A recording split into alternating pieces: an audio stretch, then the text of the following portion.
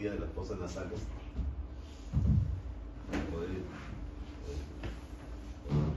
para poder entender todas las patologías de las fosas nasales, siempre es importante, como en toda especialidad, conocer la parte anatómica, porque en base a la parte anatómica, a la parte muscular, a la parte de la irrigación, ¿no?, a la inervación, vamos a poder comprender mejor todas las patologías de las fosas nasales, ¿no? Solamente para recordarles a ustedes, porque ustedes ya lo han visto, por ejemplo, en la parte anatómica, ¿no? La cavidad de las fosas nasales se divide en dos compartimientos, ¿no?, separados por la mitad por el tabique nasal, que es esto, que es el tabique nasal, ¿no?, y está comunicada en su porción anterior a través de unos orificios, ¿no?, y en su porción posterior, que vendría a ser las juanas, ¿no?, esta parte que estamos viendo. Todas estas cavidades están revestidas por una mucosa que es muy vascularizada, ricamente vascularizada, que son por las ramas de la arteria maxilar, la arteria facial y la arteria oftálmica, ¿no? Y la cavidad nasal recibe inervación por medio de las ramas del nervio olfatorio, el nervio craneal, el nervio oftálmico y el nervio maxilar, ¿no? Como podemos ver acá, ¿no? Es el tabique nasal y unas estructuras en la pared lateral, que son los cornetes, ¿no? Estos van a poder diferenciarse los meatos, el anterior, el superior, el medio y el inferior. En esta diapositiva vamos a encontrar el tabique nasal, que tiene una porción cartilaginosa y una porción ósea, ¿no? Es muy importante señalar que la porción cartilaginosa es muy voluble, más frágil de un traumatismo nasal, o también como consecuencia del traumatismo o de alguna ulceración o alguna patología en el seno nasal. Por ser una porción cartilaginosa es fácil que se necrose, es fácil que y al necrosarse puede producir un hundimiento del dorso nasal, ¿no? Por eso en el dorso nasal es muy importante conocer cuál es la porción cartilaginosa y cuál es la porción ósea. Y acá vemos los meatos, ¿no?, como características.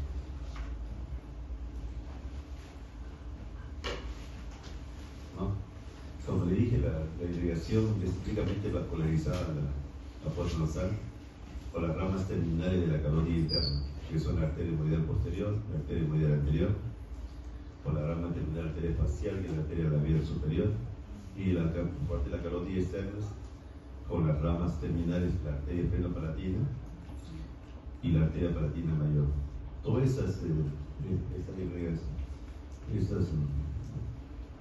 esta irrigación va a confluir en lo que conocemos como el peso de Kieserberg, que está localizado en el seno nasal, que es la zona más vulnerable ¿no?, y que puede producirse las epístasis, conocidas como epístasis anteriores.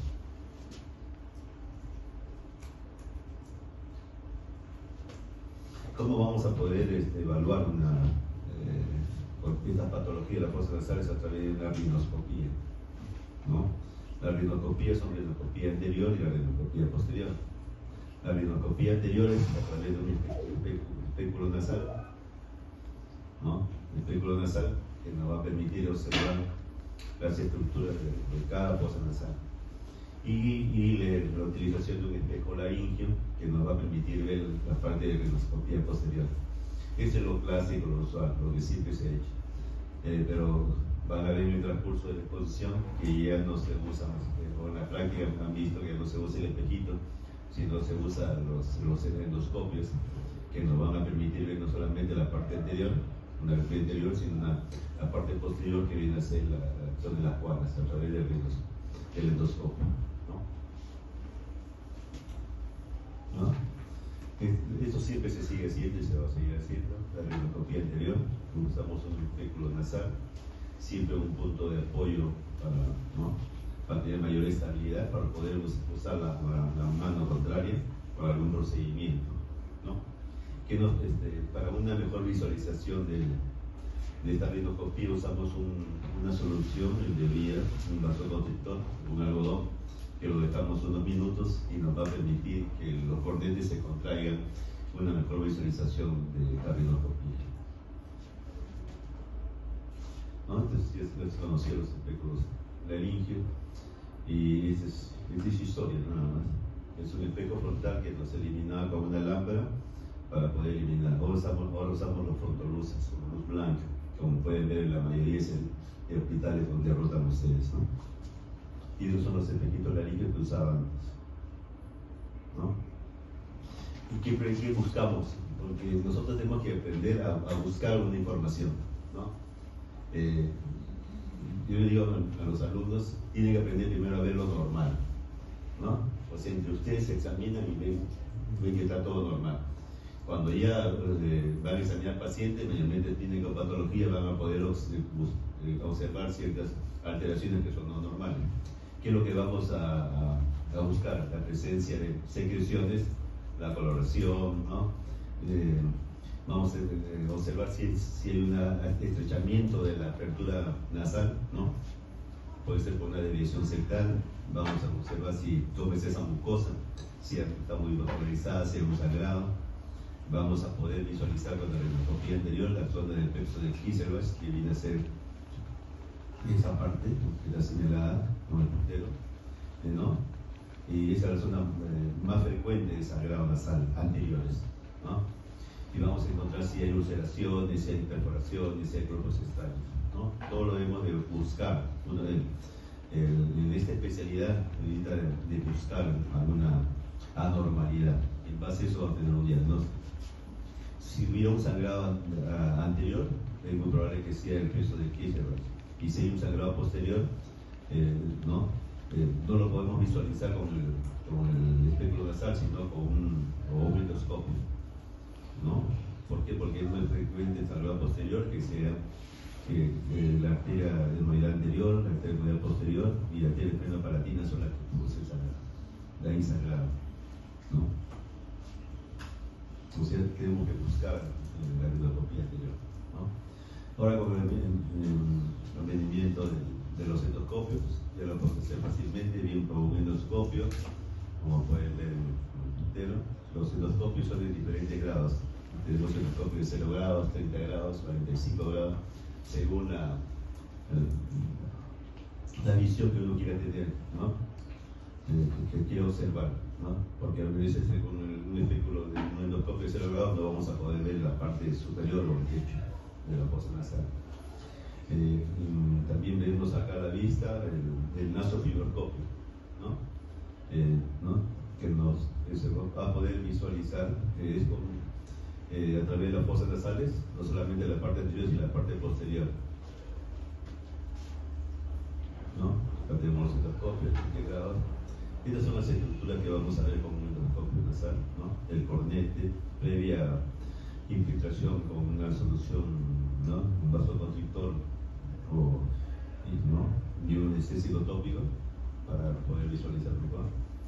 Y poder introducir el endoscopio, vamos a ver el cornete inferior, el cornete medio, el tabique, si hay secreciones, si no hay secreciones, si hay tumoraciones, si hay sangrado, donde sangra.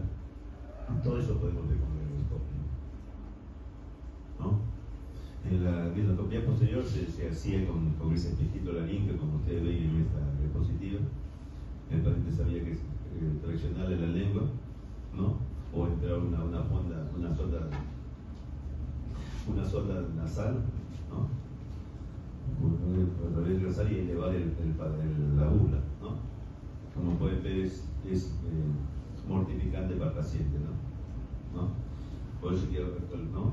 Y esa es la imagen que uno veía con el espejito, solamente la cola de los cornetes inferiores, ¿no? Pero con el endoscopio, o los endoscopios, no solamente diagnósticos, sino una mejora quirúrgica. Podemos ver una estructura de la. Ahora ya conociendo la parte anatómica, la parte de irrigación, inervación, qué estructuras son más frágiles de la fosa nasal a comprometerse, conocemos ya que a través de los cornetes vamos a ver espacios que vienen a ser los niatos, ¿no? Donde confluyen los centros paranasales. Vamos a hablar de las patologías más frecuentes de la fosa nasal.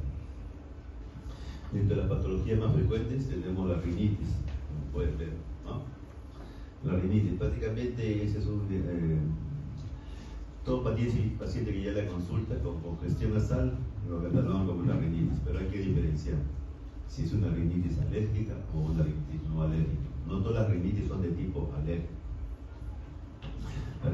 ¿no? Podemos entender una rinitis infecciosa, una rinitis vasomotora, una rinitis medicamentosa, una desencadenada por trastornos hormonales, una rinitis atrófica y una rinitis hipertrófica. Y en el otro lado está la rinitis alérgica, cuando es ninguna de ellas, ¿no? La rinitis alérgica, ¿cómo la podemos definir? ¿No? Bien, es una inflamación de la cubierta interna de la nariz que produce congestión nasal, un moco, o conocido como rinorreo, va a producir estornudos, picazón de la nariz y algo muy importante, el goteo postnasal, ¿no? Estos síntomas pueden revertir espontáneamente con o sin tratamiento, ¿no? Solo es un detalle muy importante, el goteo postnasal. Son pacientes que tienen toda esta sintomatología, pero cuando se acuestan sienten que cae una secreción hacia atrás. O también en el día, cuando cae este goteo postnasal, produce tos, ¿no? Porque es una sensación de cuerpo extraño, la laringe, entonces produce tos, ¿no? Y muchas veces el paciente llega a la consulta y nos comenta estos síntomas. No llega con estos síntomas, pero al salir de la consulta comienza con su sintomatología. Así es el paciente con rinitis.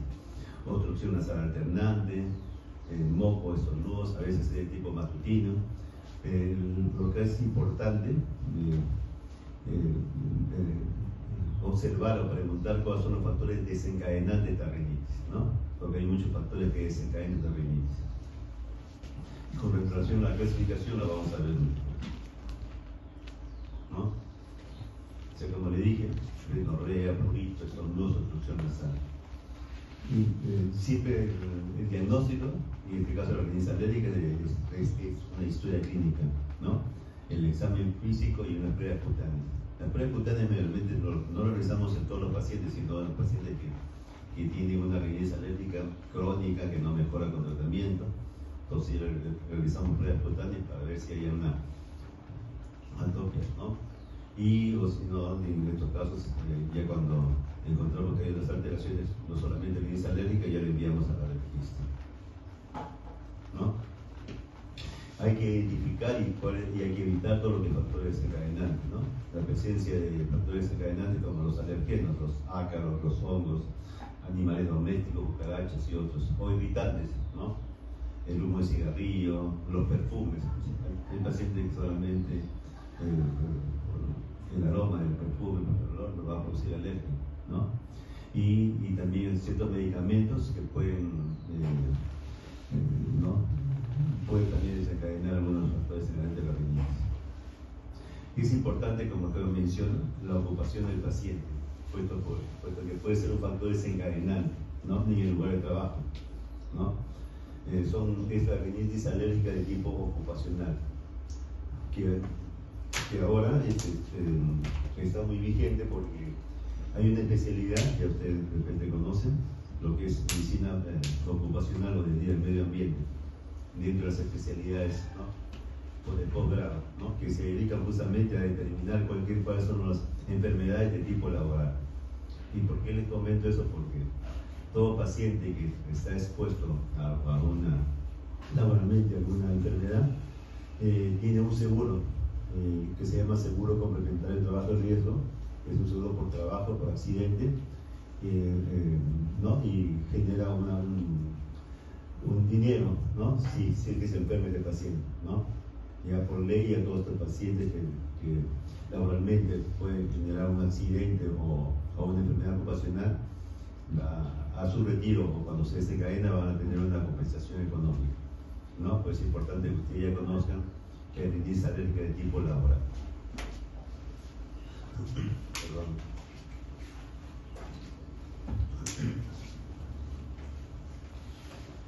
Es importante tomar medidas de control ambiental, ¿no?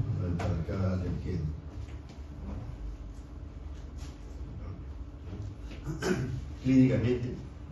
Clínicamente Ahora ya podemos ¿no? ver porque antes con la mascarilla no podíamos ver estas signologías, ¿no? La presencia del famoso brillo alérgico o coloración debajo de los ojos, ¿no? La línea de Denning Morgan, debajo del párpado inferior. La línea transversa de la nariz, que es fácil ver, ¿no? Una rayita, ¿no? En los pacientes que, ¿por qué? Porque constantemente están elevando la punta de la nariz, entonces se forma una línea transversa. Son los pacientes que tienen una rinitis alérgica, ¿no? La verdad, ¿no? Y el famoso saludo alérgico, que constantemente están limpiándose la nariz, ¿no? Porque ahí se cae el rinorrea, ¿no? Son unas características que ahora lo podemos observar, porque ya no hay el tapabocas y lo podemos ver. Y el examen físico debe enfocarse a la vía respiratoria superior, ¿no? También debemos separar los ojos, los oídos, los pulmones, ¿no? Para determinar si hay enfermedades o comorbilidades que se asocian a la rinitis. ¿Qué enfermedades, qué comorbilidades puede tener un paciente con rinitis alérgica? ¿Qué es lo frecuente? Para no quedarnos dormidos.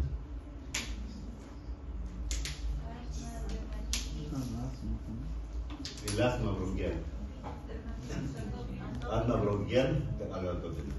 Asma bronquial siempre está asociada a rinitis alérgica mayormente, o desencadenada. Una paciente con rinitis alérgica y es asmático, puede estar desencadenada su asma bronquial. Esos son los pacientes que son muy fieles al especialista, porque apenas tienen la molestia van al médico para evitar que se complique con una asma bronquial, ¿no? ¿Quién es más?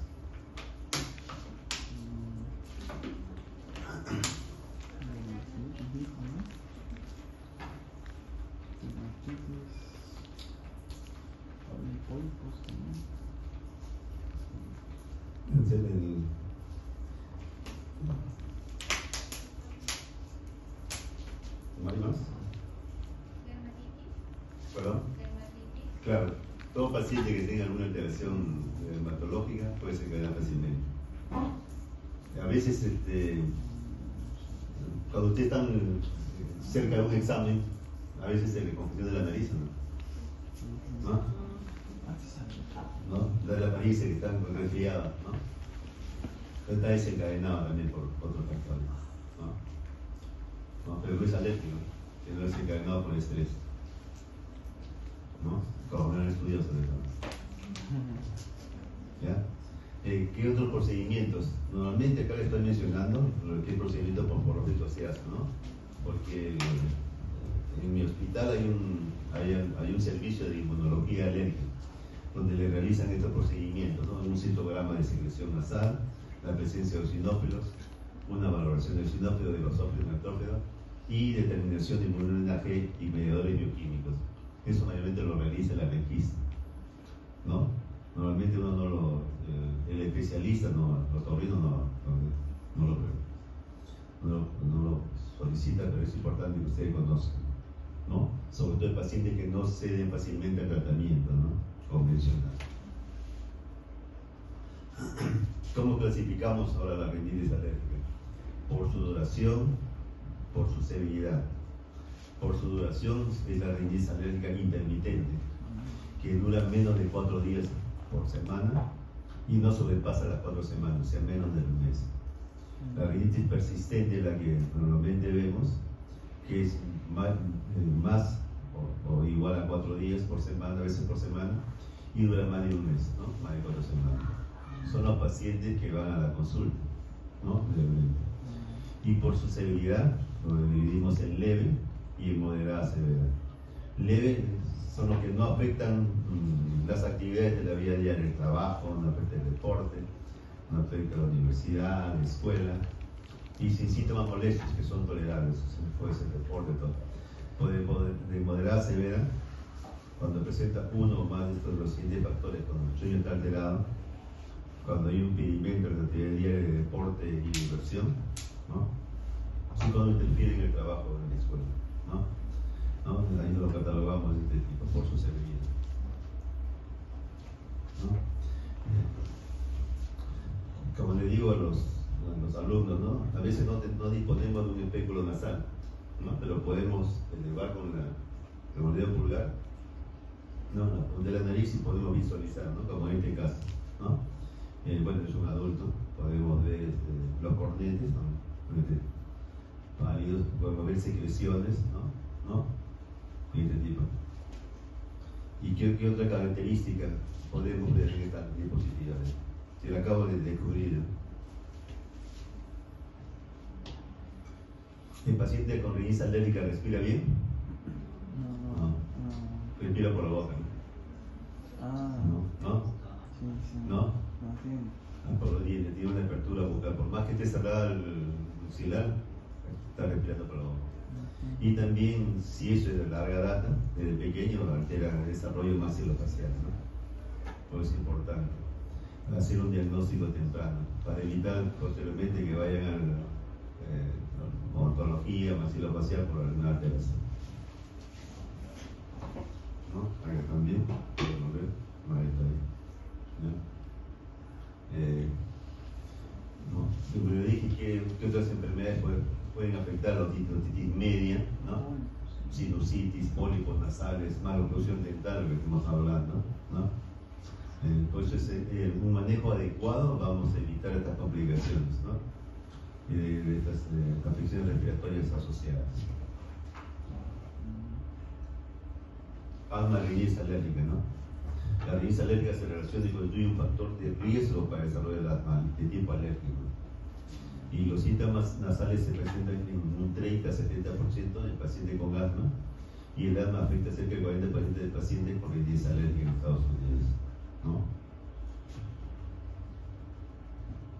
Pues es importante su manejo. También encontramos pacientes con conjuntivitis de tipo alérgico. Son los pacientes que nos deriva el oftalmólogo, ¿no? Porque siempre está como el ojo rojo, ¿no? Y se debe a algún problema de tipo alérgico. Si bien es cierto, hay tratamientos, no para alergia, pero no mejor así que uno no controla la rinitis alérgica. Entonces hay que controlar esta patología.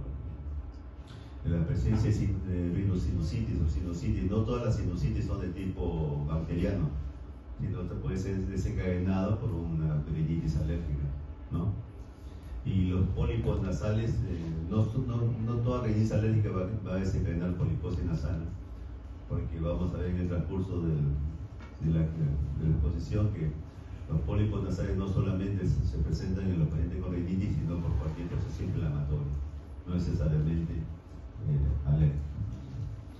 Lo que sí vemos, los pacientes con otitis media, ¿no? Los niños sobre todo, ¿no? ¿Por qué es más frecuente una otitis media en un niño? Pregunta. Está más horizontal.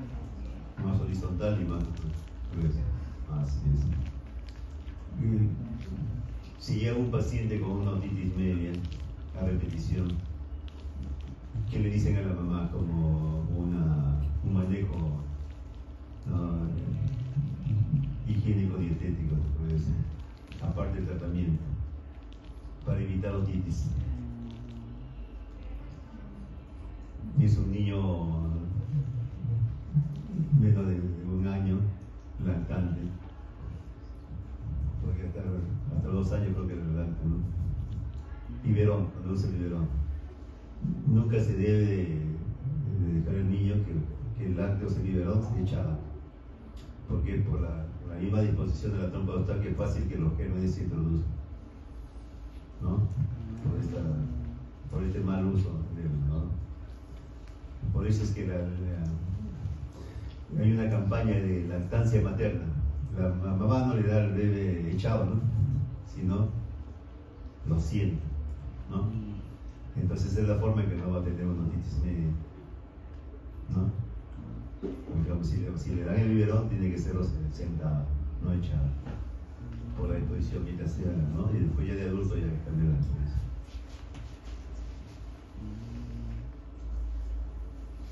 El embarazo, ¿no? El embarazo es otro, ¿no?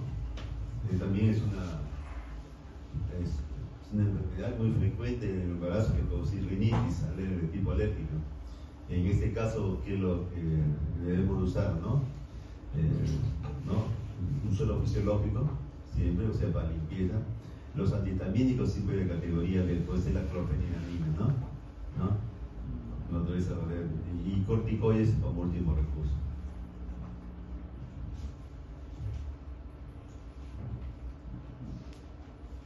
Los ancianos también sufren de rinitis alérgica debido al empleo a la toma de beta bloqueadores, ¿no? Los AINES también van a producir en los ancianos una rinitis, ¿no? Va a causar congestión y rinorrea, ¿no? Pero aquí es importante en los ancianos que tengan una rinitis, debemos evitar el uso antihistamínico de primera generación, que ¿por qué? Porque puede producir problemas de tipo cardíaco, en pacientes que sufren neuropatías, en los pacientes que sufren glaucoma. No se debe indicar los antihistamínicos de primera generación, ¿no? Por sus acciones anticolinérgicas ¿no? Y además no se debe usar descongestionantes nasales o orales también en ancianos porque puede producir taquicardia, ¿no? Pero sí podemos usar antihistamínicos de segunda generación y corticoides intranasales en la rinitis de los ancianos.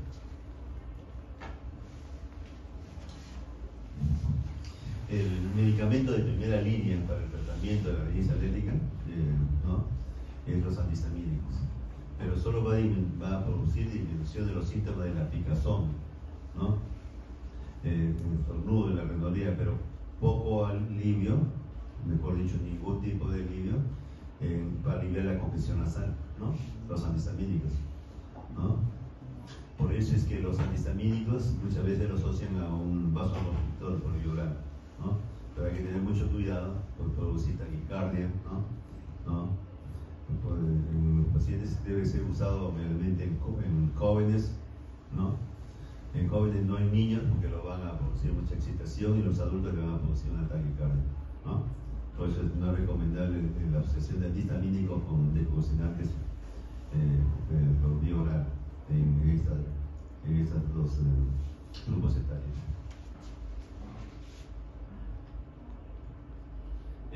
¿No? Los descompresiones orales, como le dije, que lo estaba mencionando, los tópicos, descompresiones tópicos, ¿no? Son muy efectivos, ¿no? Porque van a producir van a eliminar la obstrucción nasal, pero no debe usarse más de 7 días, ¿no? Porque ya va a producir efecto adverso. O sea, se va a congestionar más la nariz, ¿no? Acá tenemos una lista de antihistamínicos, pero relacionado con su grado de sedación que produce, ¿no? Acá tenemos que produce alto grado de sedación y la clorfenidamina, ¿no? Clorfenidamina. Pero ese que más se usa es el que mejor poder antihistamínico tiene, todo lo que produce somnolencia. Y lo de baja sedación tenemos la roatalina, fexofenadina, que es el medicamento aprobado por la FDA, ¿no? Entonces, que pueden usar los aviadores, ¿no? Porque no va a producir un bajo grado de sedación. No es que no produce ningún grado, sino un bajo grado, que es aceptable por la FDA de Estados Unidos.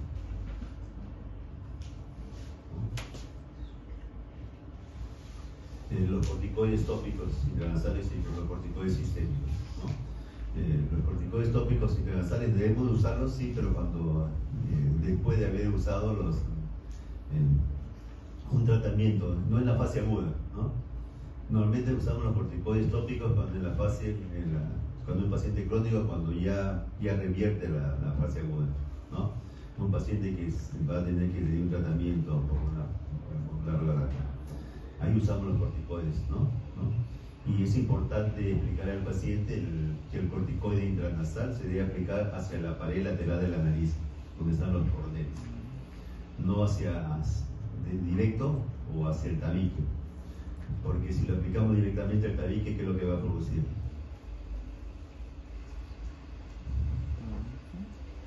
Toda solución que le aplicamos al tabique nasal, ¿qué nos va a producir? Puede producir una irritación, ¿no? Una irritación del tabique. ¿Y qué tenemos en la parte anterior del tabique nasal? El plexo de Kisselreich, que pasa que se irrita y provoca sangrado. Por eso uno de los efectos secundarios de los corticoides tópicos, efectos secundarios, pero por mal uso más que nada, es la epístasis. Y es razón por la cual muchos de los pacientes no continúan con el tratamiento.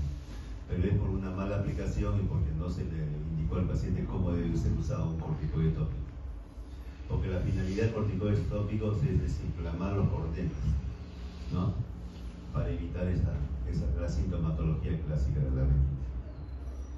Con relación a los corticoides sistémicos, a veces se ha usado en la fase aguda. Normalmente se usa en los casos que llegan a la emergencia, ¿no? Como una rinitis, ¿no? Muy severa, como una conjuntivitis, ¿no? Asociada.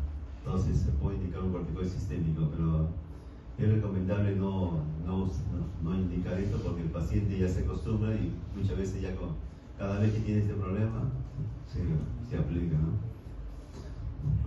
Y va a producir efectos ya secundarios por los corticoides. Y como les decía, solamente mencionando que la inmunoterapia específica con el genos es lo que realiza el inmunólogo, ¿no?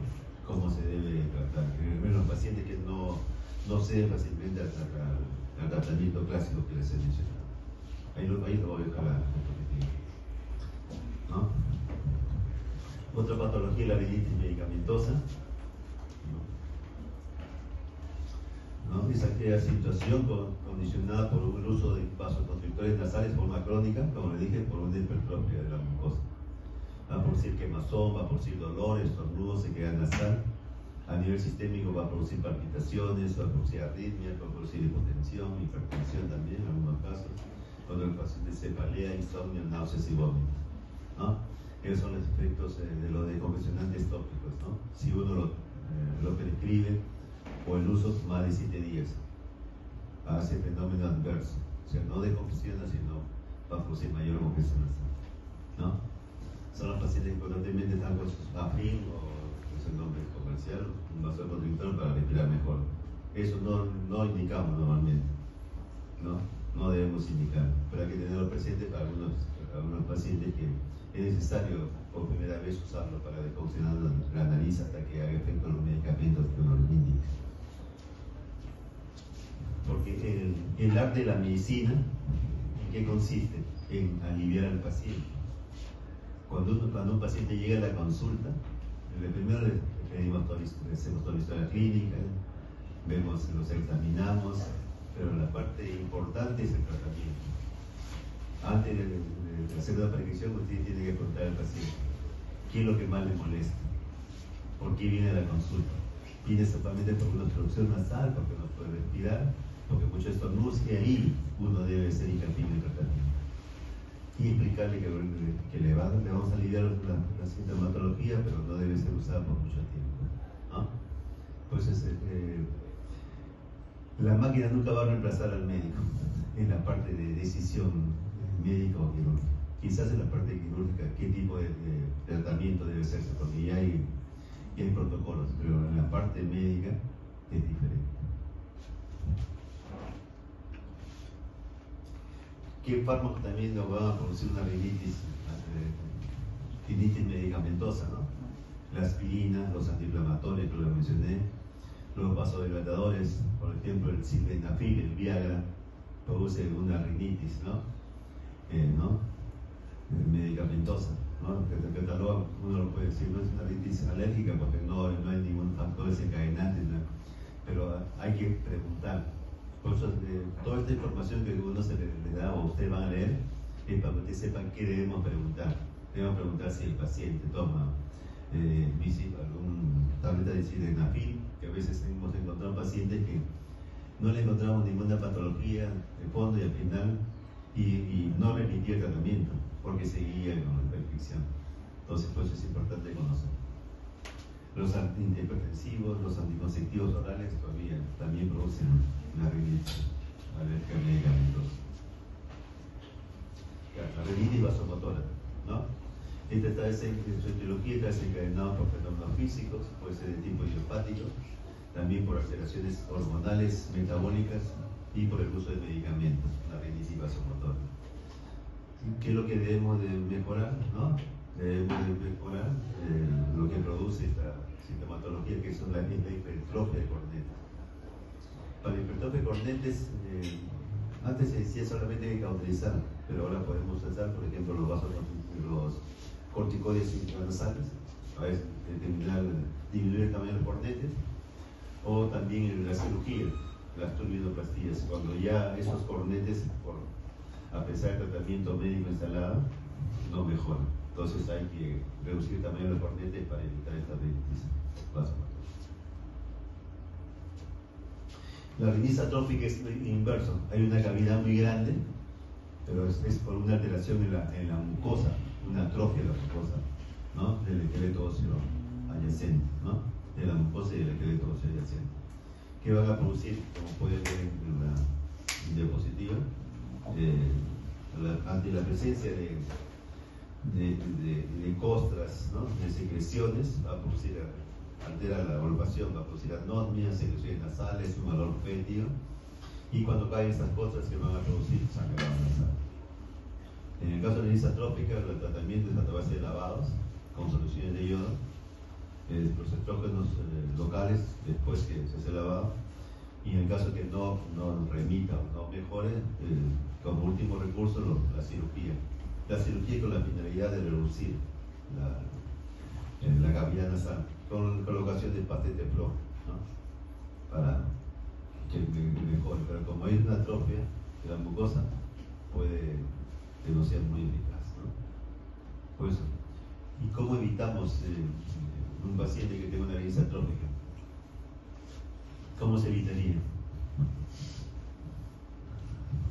Porque puede ser de tipo idiopática, ¿no? Hormonal, pero a veces también es la rinitis atrófica que causa post-secuela quirúrgica, ¿no?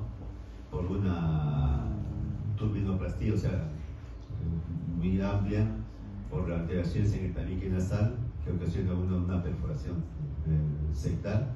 Todo va a alterar a la mucosa y va a generar una rinitis atrófica, ¿no? O también no debemos dejar, como le dije, los vasoconstrictores ¿no? locales, ¿no? O sea, debemos de evitar eso, que llegue en este caso una rinitis atrófica, porque son pacientes crónicos que no van a mejorar por más que uno desee mucho alivio, ¿no? Ya, cuando hablamos de patología postnasal debemos de ver qué es lo que puede producir obstrucción nasal, ¿no? La obstrucción nasal no solamente puede ser interna, o sea, con una rinoscopía podemos visualizar, sino debemos de analizar la pirámide nasal, si está recta, si está lateralizada, una laterorínea, para ver si hay obstrucción nasal.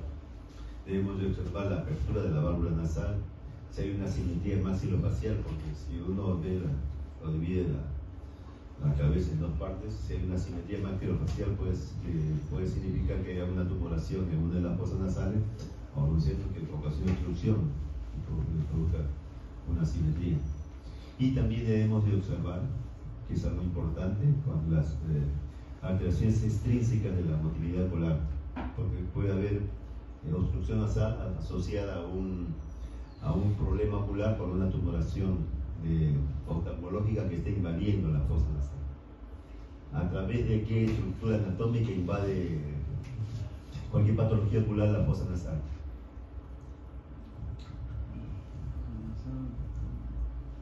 Conducto lagrimal, doctor.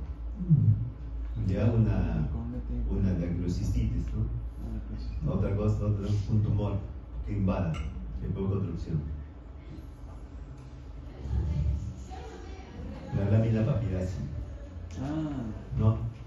Entonces invade la fosa nasal y pues los oftalmólogos le hacen su estudio y encuentran que es un tumor ocular que está invadiendo la fosa nasal. Nos piden a nosotros que entremos para tomar una biopsia a través de la fosa nasal, ¿no? Por eso todo ese tema puede producir obstrucción nasal, ¿no? Ahí están las causas, ¿no? Tumores benignos, cuerpos extraños, la rinitis, atresia coana, perforación septal. Es el septo nasal, yo lo repito varias veces para que sepan, ¿no? Es una porción ósea, ¿no? El moides y el Bowman, y la porción cartilaginosa del cartílago quadrangular, ¿no? Ok. Es una desviación sectal que es lo más frecuente en la consulta, que llega un paciente con desviación sectal. Pero ¿cuándo debe de operar un paciente con desviación sectal? Cuando genere una obstrucción entre moderada a severa, ¿no? Porque si acá examinamos en este ambiente a todos esos de una renocopía, la gran mayoría va a tener una pequeña desviación, ¿no? Nunca vamos a encontrar un tabique así derechito en Roma. Siempre va a tener alguna pequeña desviación, ¿no? No voy a entender, no vamos a encontrar. Por eso, pero lo importante es que no produzca obstrucción. Esos pacientes no se deben operar. Cuando uno toma una decisión quirúrgica como cirujano, es para beneficio del paciente, no para que siga igual o peor, ¿no? Por eso las desviaciones sectales de moderadas a severas deben operarse y va a tener buen resultado, ¿no? Bueno, antes se operaba solamente el tabique desviado, pero el tabique desviado, la desviación sectal, viene acompañada siempre de una hipertrofia cornética. Bueno, este es los síntomas de una desviación sectal, obstrucción nasal o de cabeza. Ese tipo de pacientes hay que operar. Que tenga insuficiencia de oído a repetición, que tenga una sinusitis agregada, que es un paciente roncador, que al final ocasione un síndrome de año introducido el sueño, ¿no? Esos son los pacientes que debemos de operar realmente, ¿no? Y después esta diapositiva, porque cuando hay una desviación sectal también ocasiona una hipertrofia cornética, y si uno corrige solamente la desviación sectal y no el cornete o una turbinoplastía, la obstrucción nasal va a continuar. Todo es importante. Ahora la cirugía que se hace, y entonces se va por cirugía endoscópica, es la turbinoplastía más una sectoplastía, ¿no?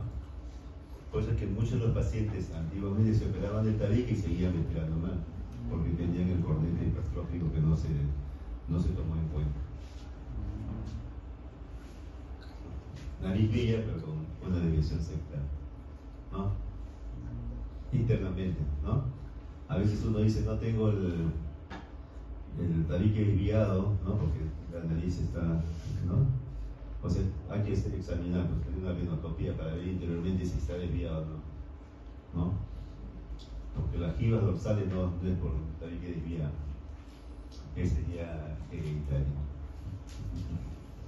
Ok, las sectoplastías, las turbinoplastías, como les digo, ¿no? Nosotros pues a nivel hospitalario mayormente pedimos tomografía, ya no es tan oneroso pedir una tomografía a nivel particular, tampoco antes era muy caro, ¿no? Porque si pedimos solamente una placa simple, es una foto del momento, de ese momento.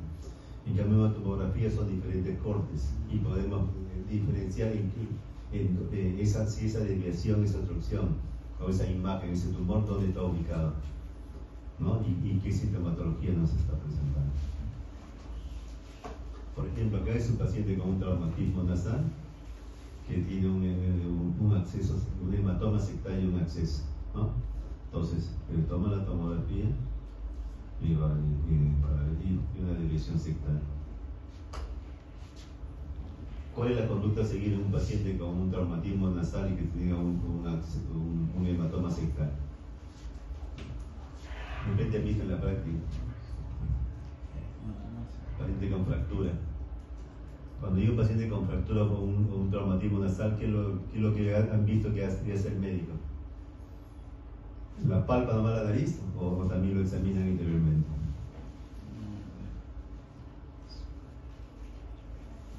Ya, palpamos para descartar que hay una fractura. Si hay un crujido, podemos descartar si hay fractura o desplazamiento.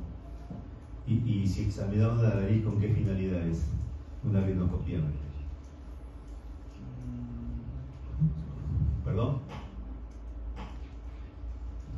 Como es un traumatismo nasal, puede haber producir un hematoma del tabique. Y todo hematoma, si no se lo drena, puede producir un acceso, ¿no? Entonces si hay un hematoma hay que drenarlo. cuando está coleccionado, ¿no? Porque prácticamente ya cuando uno observa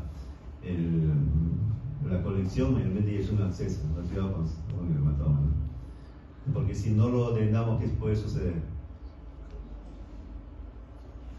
Si lo dejamos así.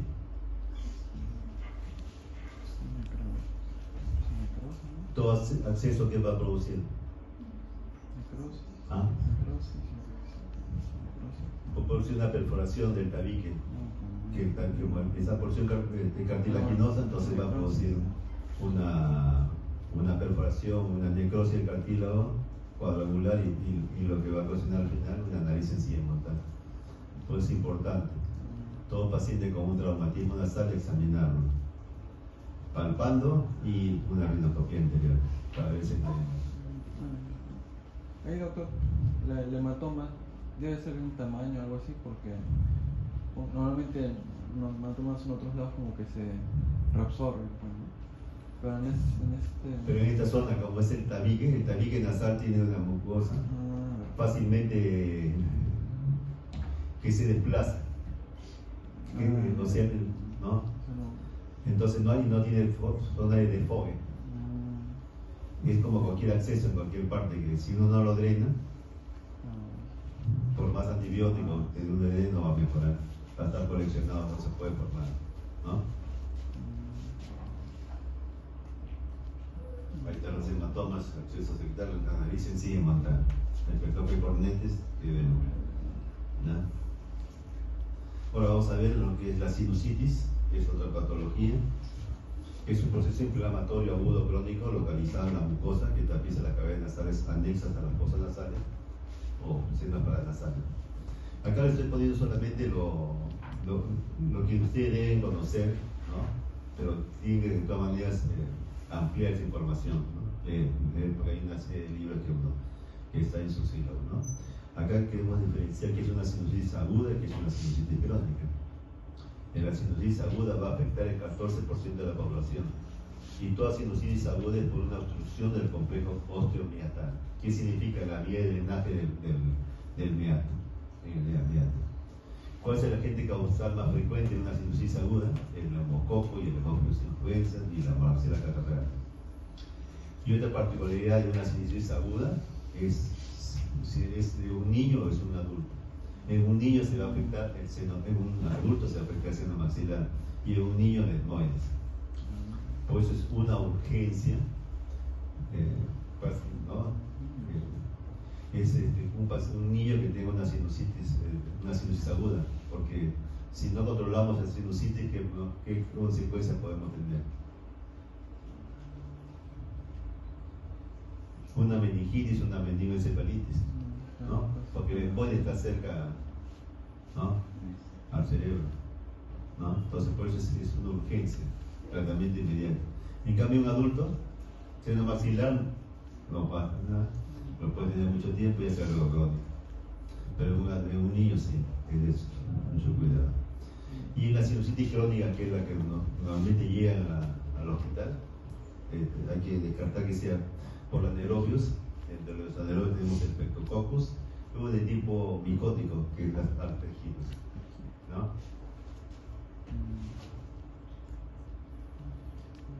Los estadios de la sinusitis son agudas, puede durar hasta 4 semanas, la subaguda entre 4 a 12 semanas. Hay aguda recurrente con 4 episodios anuales, pero sin síntomas entre estos eventos, y la sinusitis crónica, en la que llega el hospital, que es de 12 a más semanas.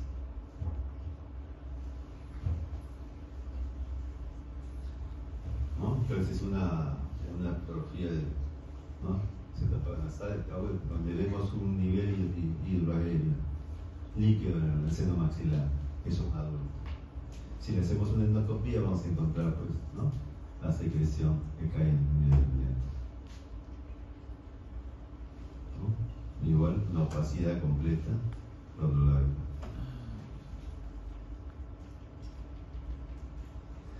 ¿No? También podemos pedir una tomografía.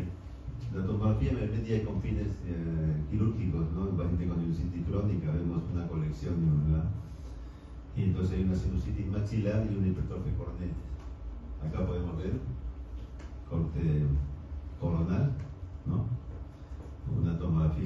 nasales, no solamente no está hipertrofia cornete inferior, sino el medio. Es lo que se llama, conocen ese término, han escuchado, la concha mulosa, ¿no? Ah, sí, ¿No? claro. Que es por hipertrofia cornete media.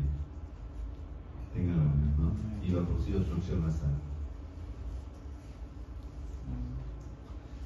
Los pólipos es otra patología de fosas nasales, no solamente por una rinitis alérgica, sino por procesos inflamatorios crónicos. Es una tumoración benigna de fosas nasales o senos paranasales. Como podemos ver en la imagen acá, es una tumoración, ¿no? Entonces es el pólipo, puede ser de tipo transparente, yo diría, como una uva, racimo de uva, ¿no? Toda obstrucción de este tipo que va a producir, toda patología de tipo que va a producir obstrucción nasal, hiposmia, ¿no? Y puede estar asociada también a una sinusitis. ¿Por qué? Porque va a obstruir la vía de drenaje de los senos paranasales. Eso es lo que normalmente vemos en la consulta. Paciente con poliposis con una sinusitis crónica. O va a la consulta, sigue el tratamiento y solamente después mejora, pero la obstrucción nasal solamente es evidente, ¿no? Acá podemos ver, es el característico, una poliposis nasal en ambos senos maxilares, senos etmoidales, ¿no? En la misma fosa nasal asociada a una sinusitis, ¿no? Ese paciente, ¿qué sintomatología va a tener? Obstrucción nasal, sobre todo respiración bucal, ¿no? Cefalea, ¿no? Siempre hay una sinusia agregada. Los papilomas, también papilomas son una lesión tumoral premaligna que va a degenerar en un carcinoma epidermoide en el 5 a 10% de los casos. Por eso es importante su diagnóstico, porque es una lesión premaligna, ¿no? Acá lo vemos en esta imagen, eso que va a ocasionar obstrucción nasal y epistas, ¿no? ¿no? ¿No? Acá lo vemos, una tomografía, ¿no? Axial, ¿no? Un velamiento, ¿no? Que puede estar asociado a una sinusitis. El diagnóstico siempre de una base anatomopatológica.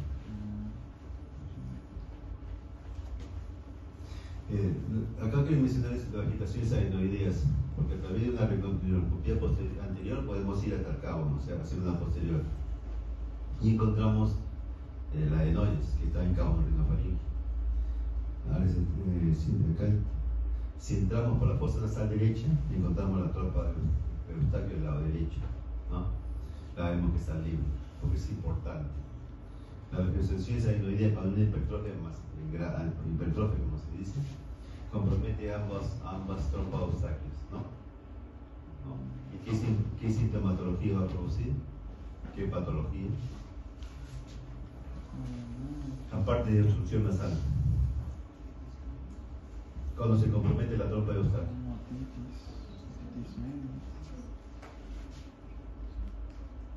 Hay más fuerte porque yo no escuché. Otitis media. Otitis media. Otitis media, sobre todo otitis media serosa. Serosa, ¿no?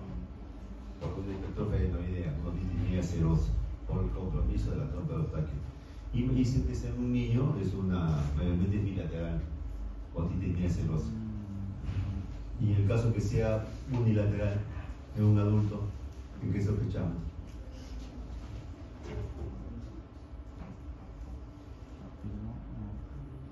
¿No? En un tumor. En un tumor, una tumoración. Muchas veces las patologías tumorales en cabo, ¿no? Como otitis media serosa. ¿Qué tipo de hipoacusia tiene otitis media serosa? Conductiva, o sea, una hipoacusia conductiva. En un timpanograma con otitis media serosa, con una obstrucción nasal unilateral y con endoscopía, con compromiso de la trompa eustaquio, es una comparación. Empecé a pensar eso.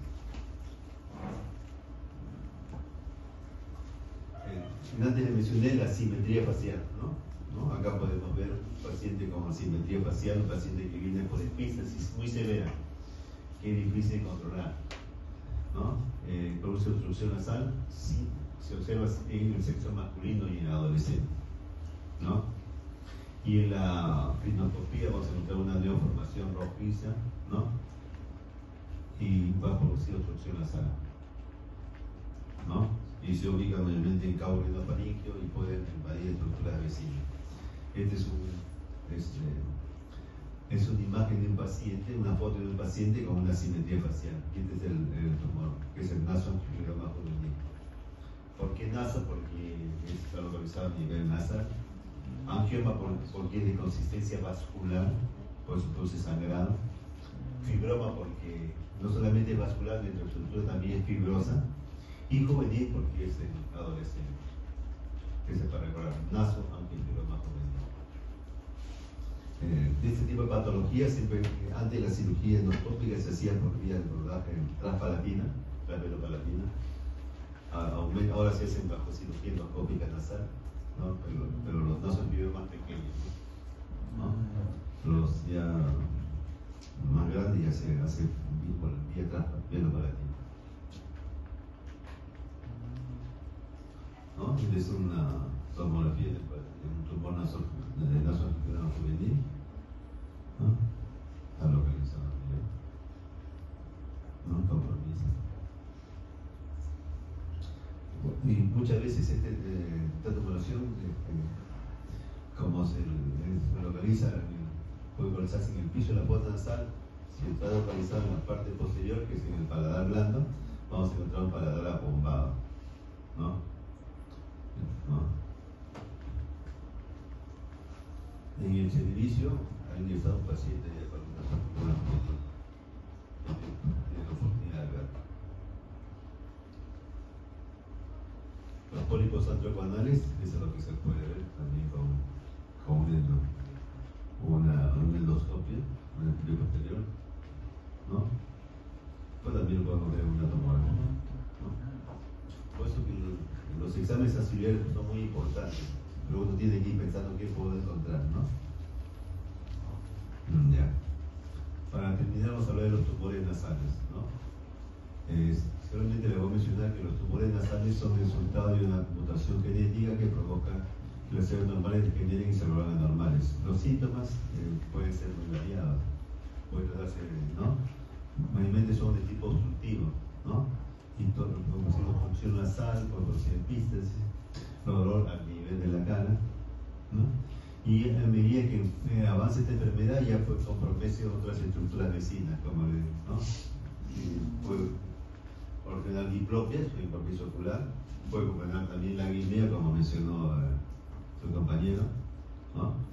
Y ocasiona una asimetría facial, puede generar una neuropatía de tipo cervical, hipoacusia, cuando hay compromiso a nivel del cabo rinofaringeo, ¿no? Sí debemos hacer una evaluación de una tumoración nasal a base de una tomografía, ¿no? Centralización para nasales, una nasoendoscopía nasal es importante y la biopsia, ¿no? La biopsia es importante para determinar qué tipo de tumoraciones y de cuál es el tratamiento. La evaluación de estas tumoraciones de zonas paranasales es un proceso multidisciplinario, ya que deben intervenir muchas especialidades de acuerdo a los hallazgos: oftalmología, neurocirugía, cirugía maxilofacial y oncológica.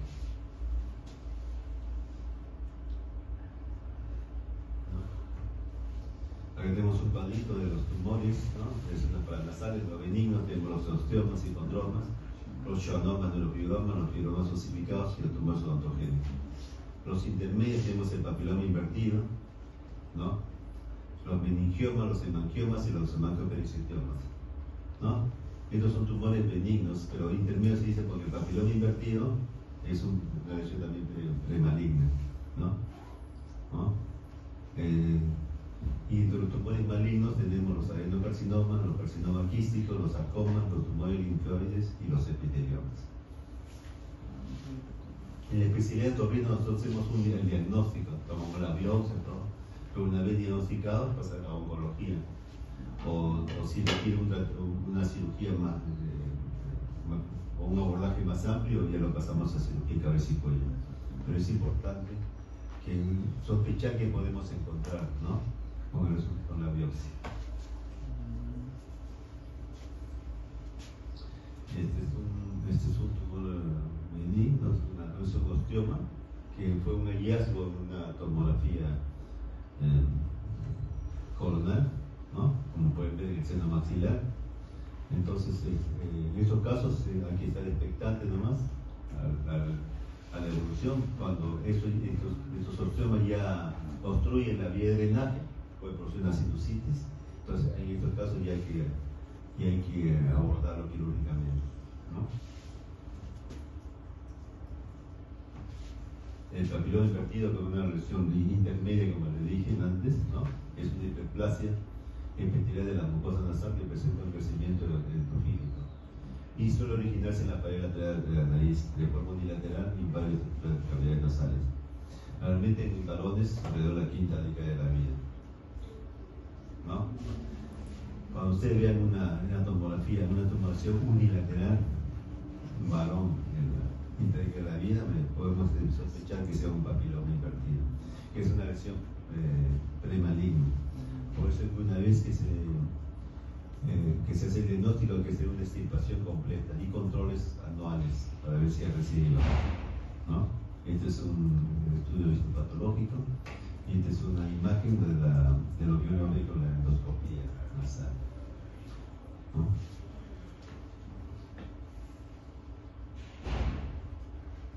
Después los carcinomas, los tumores malignos, ¿no? Obstrucción nasal, existe a nivel de la guana, produce hipoacusia, puede ser solamente obstrucción nasal y sangrado nasal. Los epiteliomas tenemos los diferenciados y los indiferenciados. De los sarcomas son menos frecuentes de las acumulaciones, ¿no? La fosa nasal en relación a uno sobre dos. Y esta es una lámina que siempre presenta al final para visualizar, ¿no? El diagnóstico de una tumoración a nivel de cabo que compromete la trompa obstáculo de este lado, del lado izquierdo, ¿no? Va a producir una otitis serosa, una hipoacusia y una obstrucción nasal. La primera sospecha es un carcinoma de cabo, ¿no? Es importante porque muchos de los pacientes que nosotros hacemos el diagnóstico es solamente como una hipoacusia, ¿no? Hipoacusia de un paciente adulto y unilateral, ¿no? Otra causa de hipoacusia unilateral,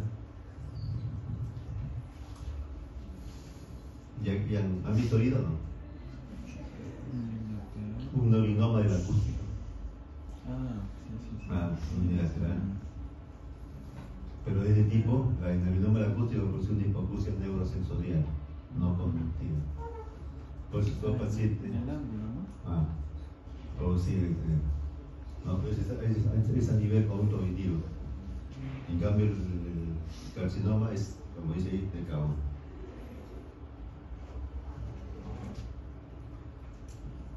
Ahí está, ¿no? La nasoendoscopía, y es una tomografía axial, donde también se puede determinar el carcinoma, ¿no? La ubicación en cabo en el lado. Los carcinomas epidermoides, por ejemplo, acá es una imagen donde hay compromiso ocular que está invadiendo la fosa nasal, ¿no? Por eso es la presentación. Y de no ser un carcinoma epidermoide, ¿no? Pero saber los carcinomas vienen a ser 5 o 8% de las lesiones, puede ser indiferenciado, indiferenciado. El diferenciado de baja malignidad por ser menos agresivo, y el indiferenciado de alto grado de malignidad por su invasión local, recidivas y metástasis, los adenocarcinoma, ¿no? Es un linfoma, ¿no? Mayormente no lo vemos nosotros, pero es importante mencionar porque representa un 8% de las lesiones malignas y en su mayor parte se trata de linfoma no Hodgkin en adultos jóvenes. Y en otras ocasiones se trata de plasmocitomas extramedulares solitarios, generalmente tipo mucosa.